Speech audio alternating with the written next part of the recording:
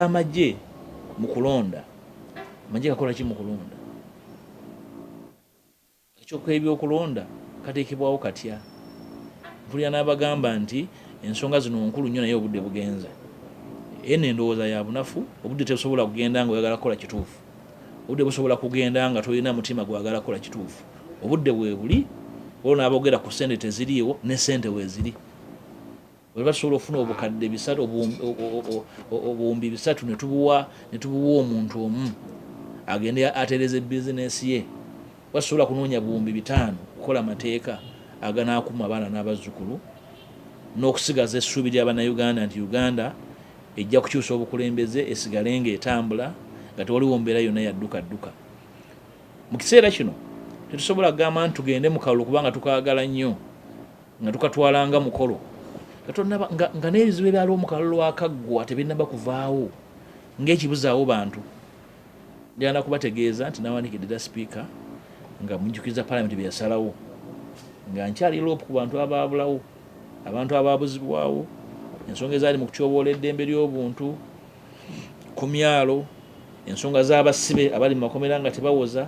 Mujjukira bulungi paalamenti yatuula n'esalawo eggoye ku nsonga ezo mu motion z'essatu daneeta ku fulo ya paalamenti.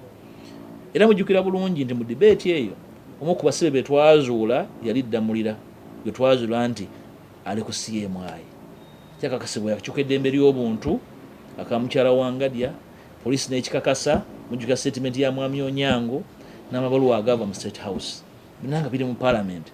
Ku ssaawa eno Ddamulira famire yetu gyegambe nti tuli bajega tuli bagwagwa tetutegeera nga paalamenti yateesa n'emuzuula nti ali ku CMI nga tavaangayo tagendanga na mu kooti akyali mu busibe. Ate abantu bannannyini b'abasibe bano abalala tubagambe nti baddeyo balonde nga abantu babe bakyali mu kkomera nti ffe tuli mu bwangu twagala kulonda. So ensonga ezo n'endala zikomewo. Gwe mulimo gwendiko nkyaguliko noonya enkola ennungamu ne bannange nkyebuuza ne kubansingako ku bukulu ne ku experience mu bino nsonga zino tukikwate tutya waliwo n'abatakyagala abalowooza nti kijja kubalwisa kye baliko. Sirowooza nti waliwo okulwa. Twetaaga ddoboozi ly'abannayuganda bonna si abannabyabufuzi bokka naye buli muntu alina omugabo mu ggwanga muno eddoboozi lye liwulirwe. Kyakusaalirwa nti minisita wa ssemateeka ensonga eno yagyogerako bwogezi emunyumira okwogerako naye egyokugissa mu nkola simanyi kimuganye. Ekirungi nti amateeka agafuga paalamenti tekatugaana kuleeta bago nga basekinoomu oba nga gurupu. Ekyo mu mbeera eriwo tunama tukoze okwebuuza okumala kutwagala okukola mu bwangu kyetwagala tubeereko. Era njagala okuyita bannayuganda bonna abavubuka abantu abalina ebirowoozo bonna batubayise.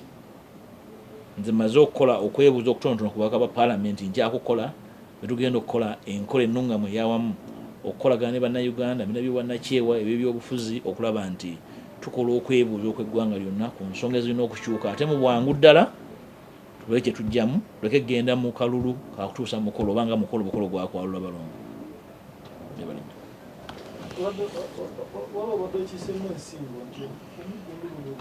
Kyokka ne paalamenti eyinako obuyinza. Nolwekyo ekyokufuma kwa roadmap tekijjawo birina kukolebwa. Roadmap eyo tevudde mu ggulu n'egwa ekoleddwa bantu era abantu abo abagikoze bwe babanga kitundu ky'abo abaagala Uganda ebeere n'emirembe era bannayuganda bawuliziganye n'ebyo ebikoleddwa bisobola okuvunjagibwa n'ebigattibwamu ebyo ebirina okukolebwa. Roadmap eyo esobola okubeera kitundu butundu ku ebyo birina okukolebwa nti kino kigenda kukolebwa naye nga kinaba kukolebwa kino kisookewo. N'olwekyo sirowooza nti roadmap tugitwale nga road block eremesa okukola ebituufu ebirina okukolebwa nsona bagenda mu kalulu kubanga sirowooza nti electoral commission nayo nti ezuukuka ku makya nga ekigendererwa kyayo kuyisa buyisa mukola bukozi mukolo guyite egambe nti twamaliriza ogwaffe batusasule. Sirowooza nti ekigendererwa kyayo kitundu era erina okuba ekitundu n'ekyobuvunaanyizibwa okutwala Uganda ku kkubo eya demokrasiya ne ssemateeka anaawangala n'akuma abaana n'abazzukulu. Ensonga y'ebigambo bye nayogera e Masaka ndowooza byali plain. Sirowooza nti bitutwalira obudde bungi ebyokukola bingi nnyo. Saagala nnyo kumala budde nga njogera nnyo ku byetutakkaanyaako byetukkaanyako banga bannayuganda bye bisinga obungi bwe tatukkaanyaako. N'olwekyo njagala tumalireko obudde biyambe buyambi ebigambo biyambe buyambi buli alina kyayagala okukola ategeere obuvunaanyizibwa bwe ku level eyawaggulu.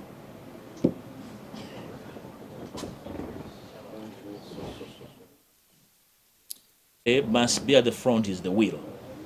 As long as the country rises to make these issues pertinent and part of our national agenda, the money will be found, the reform will act like there's no tomorrow, and whoever has the duty will act.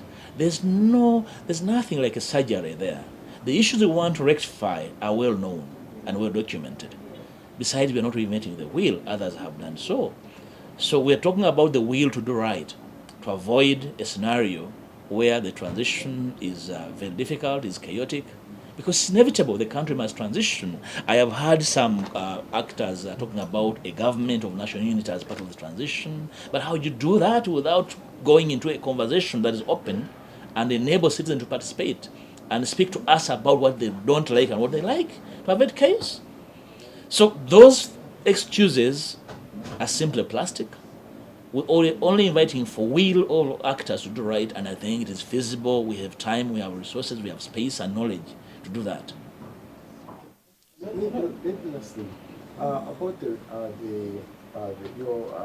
these electoral reforms. I remember the last time when we were with you, elaborately put them out, and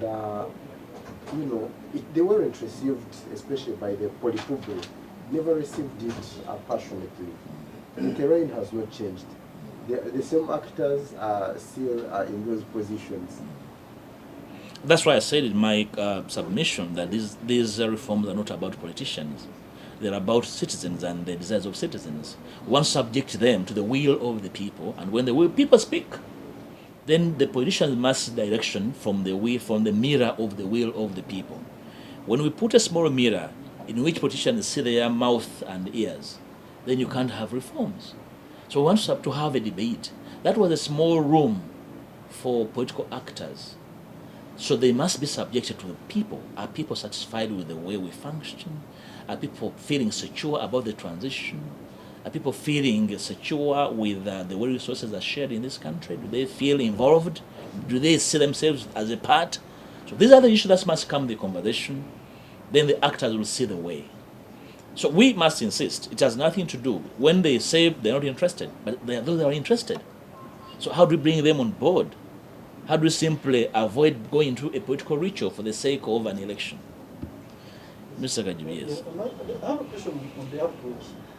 We have very good that you've done these electoral reforms, but which the consultations should begin in earnest. But I'm trying to speak to a number of stakeholders to get a framework, because it's not about my face and my personal involvement, but the interest and participation of all considered stakeholders. Probably that will be able to warm up the population to the possibilities instead of waiting for polling day, which for me is unacceptable and something that I really think will be a very bad thing for Uganda, that is transitioning from a personal rule to a possible democracy if we engendered the requisite reforms, constitutional and electoral. Constitutional especially because the country needs a new consensus. I have said severally before that the current constitution was mutilated. It was predicated on a two-term president. It never was the wish of the framers of the constitution that we'll have a life presidency. So the predicate has since collapsed. So the country needs a new consensus on governance, power sharing, and the rest. So that consensus must come from a consultative process in which citizens at various strata participate without limitation. Your second question, I don't think I need to really hazard a lot in trying to answer that, because